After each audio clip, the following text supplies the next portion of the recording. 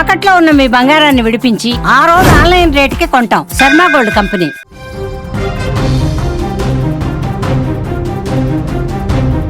AP deputy CM Pawan Kalyan కాన్వాయ్కు స్వల్ప ప్రమాదం జరిగింది. విశాఖలోని సిరిపురం నుంచి పెదవాల్తేరు వైపు వెళ్తుండగా 3 టౌన్ పోలీస్ స్టేషన్ సమీపంలో కాన్వాయ్లోని ఒక వాహనం సడన్ బ్రేక్ వేయడంతో వెనక నుంచి వచ్చినటువంటి వాహనం బలంగా ఢీకొట్టింది. ఈ ఘటనలో వాహనం ముందు భాగం స్వల్పంగా దెబ్బతింది. ప్రమాద సమయంలో వాహనంలో పవన్ కళ్యాణ్ లేరు. రాడిసన్ బ్లూ హోటల్లో ఉన్న పవన్ను పికప్ చేసుకోవడానికి వెళుతుండగా కాన్వాయ్ ప్రమాదానికి గురైంది. ఈ ప్రమాదంలో ఎవరికీ ఎలాంటి గాయాలు కాకపోవడంతో అధికారులు, భద్రతా సిబ్బంది ఊపిరి పీల్చుకున్నారు. ప్రమాదం గురించి సమాచారం అందుకున్న వెంటనే పోలీసులు ఘటనా స్థలానికి చేరుకుని దర్యాప్తు కూడా చేపట్టారు. మీరు దృశ్యాల్లో కూడా చూడొచ్చు. కాన్వాయ్ ప్రమాదానికి గురైన వెంటనే అక్కడ సంబంధిత అధికారులు, ట్రాఫిక్ పోలీసులు అంతా కూడా అక్కడికి వచ్చి పరిస్థితిని సమీక్షిస్తున్నటువంటి పరిస్థితి ఉంది.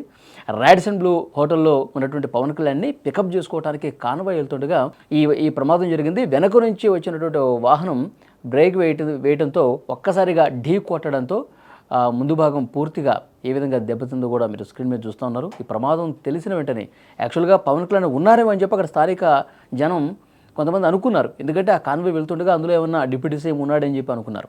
కానీ ప్రమాదం జరిగిన తర్వాత అక్కడికి జనాలు వచ్చిన తర్వాత, పోలీసులు కూడా వచ్చి గుమిగూడిన తర్వాత, అక్కడ పరిస్థితిని చూసిన తర్వాత పికప్ కోసం వెళ్తున్నాం, పవన్ కళ్యాణ్ గారిని రిసీవ్ చేసుకోవడానికి వెళ్తున్నాం. సో ఆ చేసుకోవడానికి వెళ్తుంటే మార్గ మధ్యలో ఇది జరిగినట్టుగా సమాచారం ఉంది. సో వెంటనే అక్కడ మళ్ళీ ట్రాఫిక్ క్లియర్ చేశారు. ప్రమాదానికి సంబంధించి కేసు కూడా నమోదైనట్టుగా తెలుస్తోంది. అసలు ఎవరు తప్పిదం, వెనకాల నుంచి వచ్చినటువంటి వాహనం ఎందుకు బలంగా ఢీకొట్టాల్సినటువంటి పరిస్థితి వచ్చింది, ఎక్కడ ఎవరు నిర్లక్ష్యం కనిపిస్తోంది, దీని మీద కూడా దర్యాప్తు చేస్తున్నటువంటి పరిస్థితి. ఒకవేళ పవన్ కళ్యాణ్ ఉంటే కనుక, పవన్ కళ్యాణ్తో వెళ్తున్నటువంటి కాన్వాయ్ ప్రమాదానికి జరుగుంటే, ఆ కాన్వాయ్లో పవన్ కళ్యాణ్ ఉంటే కనుక స్వల్ప ప్రమాదానికి కూడా స్వల్పంగా గాయాలు కూడా అయ్యే పరిస్థితి ఉంటుంది. సో ఎందుకంటే ఆ వెహికల్ మీరు చూస్తుంటే అర్థమవుతుంది, ముందు భాగం పూర్తిగా ఒక సైడ్ మొత్తం నుజ్జు అయినటువంటి పరిస్థితి ఉంది. అంటే ఎంత బలంగా వచ్చి ఆ వెహికల్ ఢీ కొడితే ఆ ప్రమాదం జరుగుతుందో కూడా క్లియర్గా అర్థమవుతుంది. హుటాహుటిన ఆ కాన్వాయ్ ప్రమాదం తెలుసుకున్న వెంటనే స్థానికంగా ఉన్నటువంటి అధికారులు, అక్కడ ట్రాఫిక్ అధికారులు, పోలీసులు అందరూ కూడా వచ్చి చెక్ చేశారు.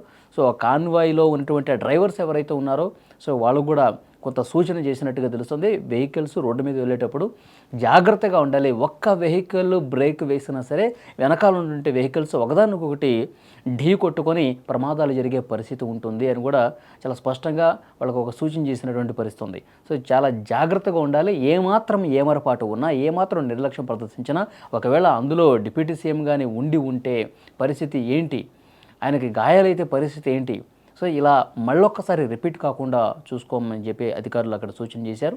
ఆ వెంటనే ఇది జరిగిన తర్వాత అక్కడ ట్రాఫిక్ కూడా కొంత క్లియర్ చేశారు. వెంటనే మళ్ళీ ఆ దెబ్బతిన్నటువంటి వాహనం ప్లేస్లో మరొక వాహనాన్ని కూడా చేర్చి నేరుగా రాడిసన్ బ్లూ హోటల్లో ఉప ముఖ్యమంత్రి పవన్ కళ్యాణ్ వెయిట్ చేస్తూ ఉన్నారు. పవన్ కళ్యాణ్ గారిని కాన్వాయ్లో ఎక్కించుకొని మళ్ళీ యథాప్రకారం వాళ్ళ కార్యక్రమాల్లో నిమగ్నమైపోయినటువంటి పరిస్థితి ఉంది. ప్రమాదం తాలూకు దృశ్యాలు కూడా మీరు స్క్రీన్ మీద చూడొచ్చు.